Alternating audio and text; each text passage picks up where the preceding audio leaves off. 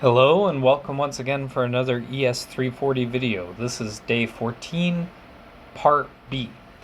So the directionality of processes becomes important with entropy. So remember we kind of discussed, we already kind of got an idea that directionality was important, right? Maybe if I go in one direction, something is spontaneous, but the other direction it's not, these kinds of things. So this is obviously related to the entropy. And the basic idea here is that remember that for that delta S here for a closed system,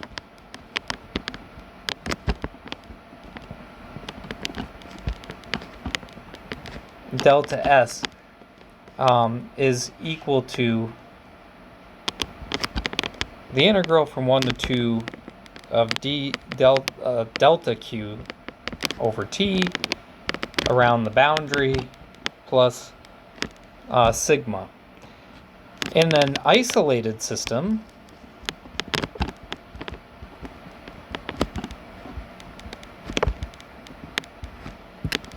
there can be no heat transfer.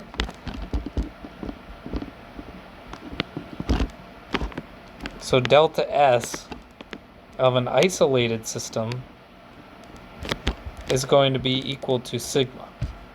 Okay, because the delta Q term, the entropy transfer term, goes away in an isolated system. Okay, well, I discussed this in the previous video. A key thing here is that we should expect that the since we expect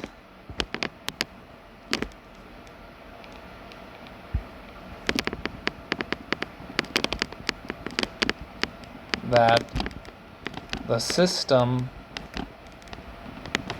plus its surroundings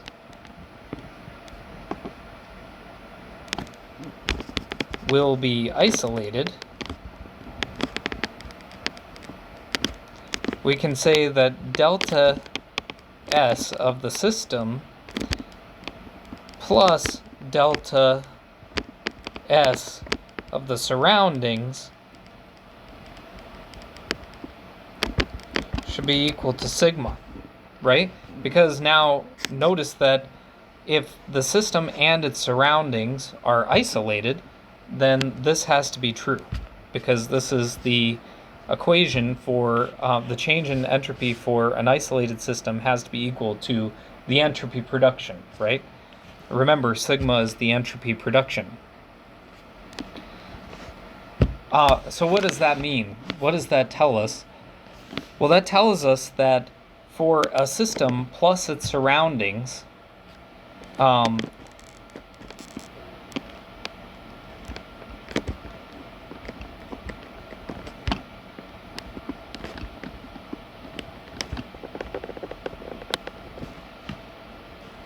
that is not reversible.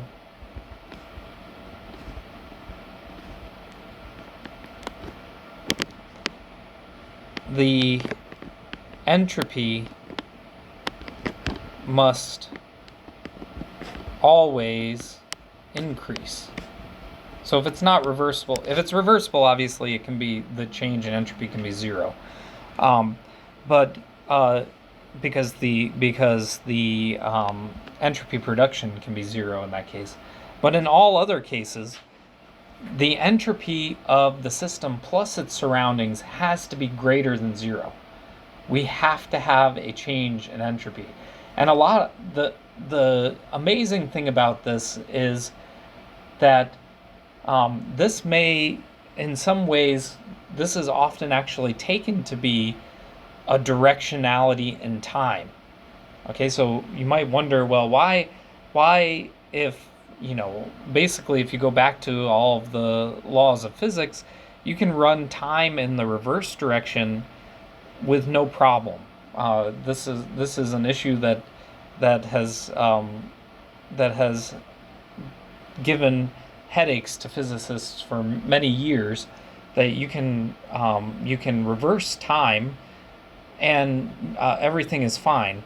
So why is it that we experience time only flowing in one direction? And this is one of those candidates for why that could be. I'm not going to say that this is the answer, but it is a candidate answer, which is that the entropy of the universe always has to increase, which actually gives us a directionality in time.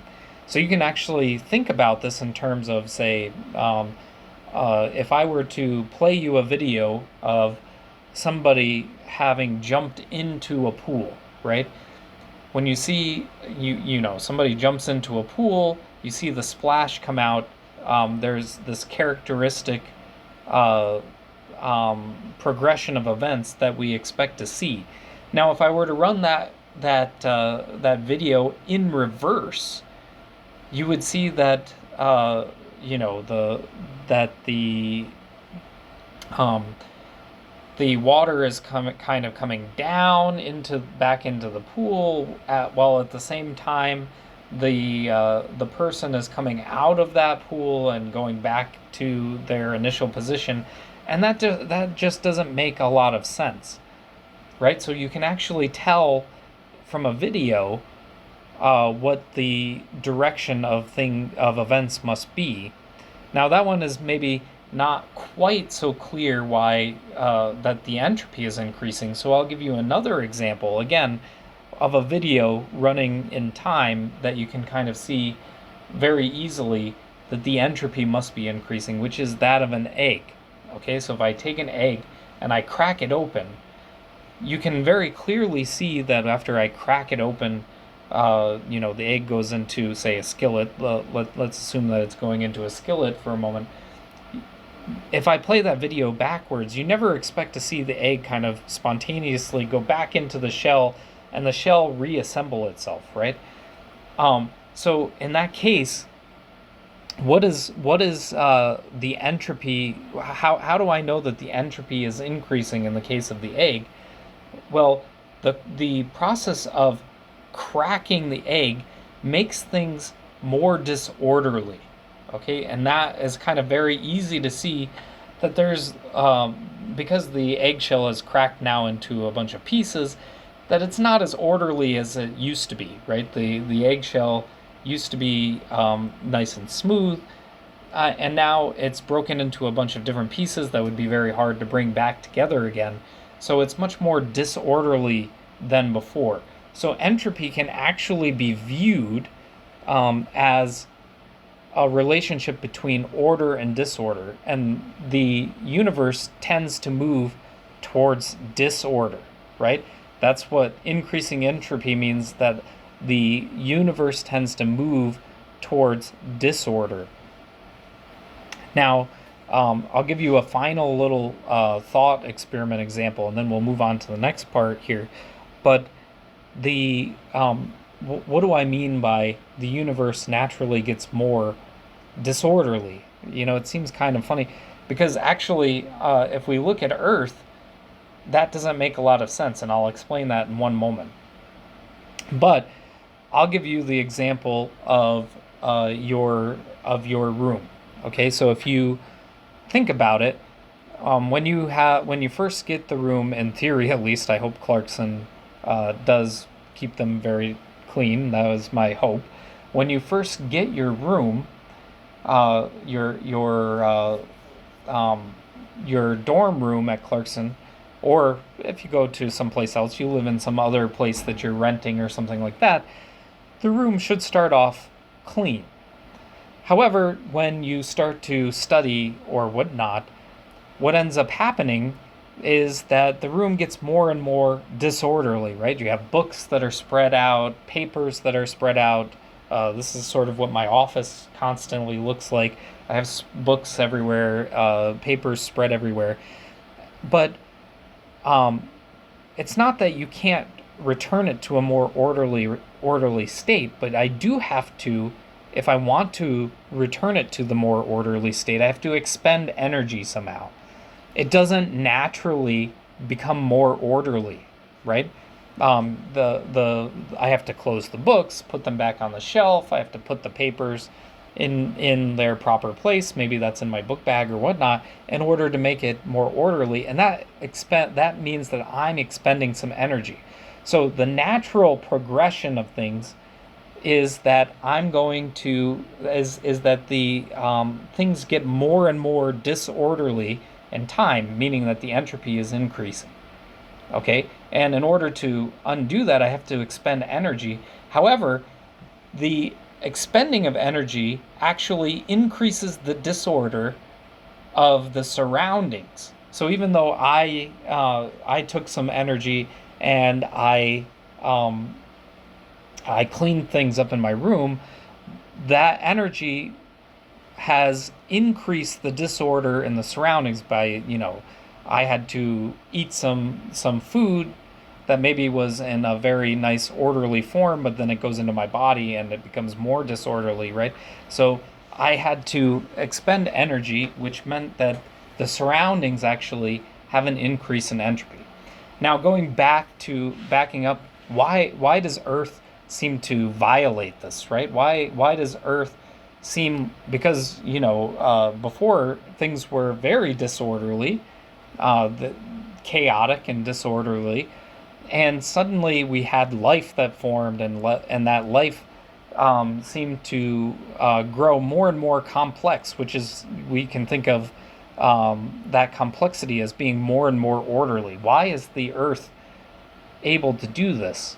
Well, the answer, of course, is that Earth is not is not an isolated system. I almost got myself there. It's not an isolated system. Okay, we could think of it as perhaps as a closed system. There's not a whole lot of mass transfer, right? There's a little bits, but we can kind of ignore that on a big scale. So we can think of it as not really being a control volume. It's really a closed system, but it is not an isolated system. How do we know? Well, we're getting this massive input of heat energy actually from the sun. So the reason that we can become more and more, that Earth itself can become a bit more orderly, is because we get an input via heat energy from the sun, which although it's kind of harder to think about visually, maybe creates more disorder in the sun. So the universe actually gets more disorderly by the fact that the sun is sending us energy. It's a very small change, though, so we can tend to ignore the increased disorder in that case, but it really is creating more and more disorder in the universe in order to make Earth more orderly. This is sort of the miracle of life here, is that we were able to, by sitting here on Earth, we're able to absorb energy and actually become a bit more orderly. Okay, that's my spiel about that. Now, there's another approach that we can take, which is really kind of the nitty-gritty, gets down to the nitty-gritty of entropy, which is the statistical interpretation. And I think that we do need a note on this, which is important. An example here is, say we have an initially evacuated side, and then we have a bunch of molecules flying around here. Your book has a figure of this. I'm just sort of copying the figure because it's useful. And then at state 1, and then at state 2, I've opened that center, and now I have these molecules flying around here.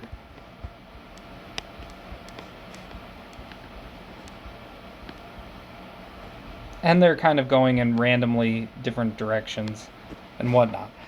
So you can actually understand from this microscopic level why entropy increases. And so basically the idea is that we have these molecules. They're zooming around, say inside this the state of a box, and on the left-hand side there is nothing.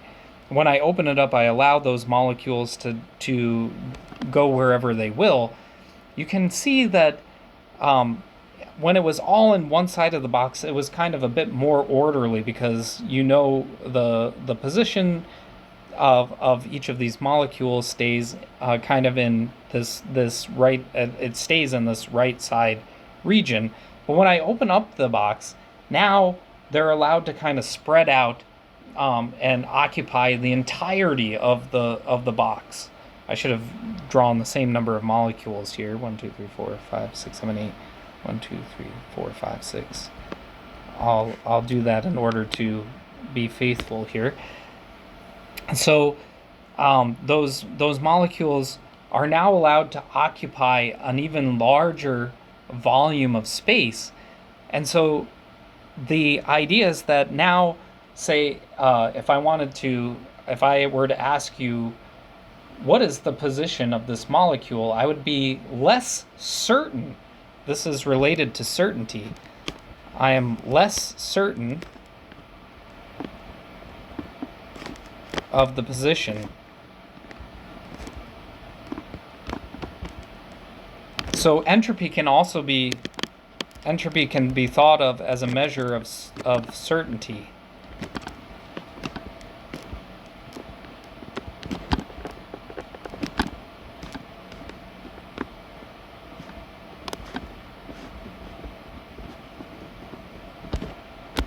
Or disorder.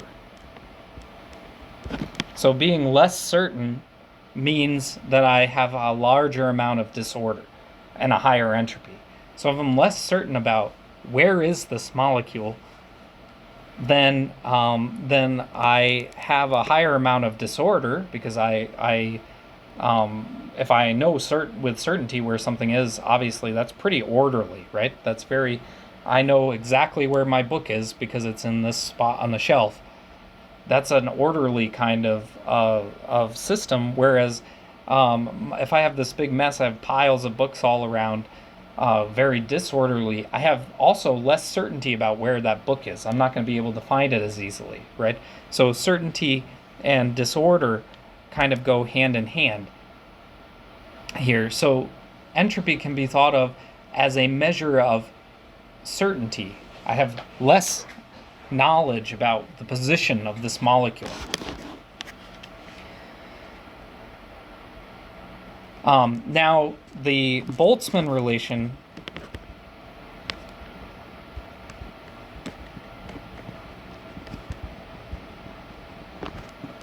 tells us as follows: S over n is equal to k times the natural log of omega, where omega is called the thermodynamic probability.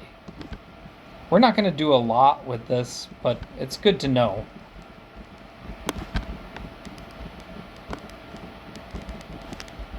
For our purposes, it's the number of possible states that could be occupied. So if obviously the system over here has fewer states that could possibly be occupied because there's less volume that they're in, versus this one, there's more states that we could possibly occupy. So that means that my entropy has to be larger, right? If the logarithm is a monotonically increasing function. So that means that if I have a larger value inside the log, I'm going to have a larger number, a larger entropy. Okay, so Boltzmann actually relates this, and if I want the change in entropy, of course, Boltzmann actually relates this to this probability of occupying different spaces. So our change in entropy that we saw before can actually be understood at the microscopic level as the basically the certainty. How certain am I? What is the probability that I have of being in a particular set of positions? By the way, this is called the Boltzmann constant.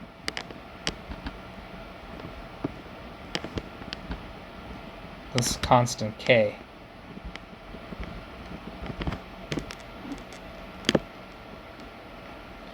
And it's sort of, in some ways, related to the number of degrees of freedom that a molecule has. So at the microscopic level, it's actually very important to understand how many degrees of freedom something has. I'm not going to get into too much, as I said, the details here. But if I have two states and I want to find the difference in the entropy, then this is how I do it. I would find the difference in entropy here, where n is the number of molecules.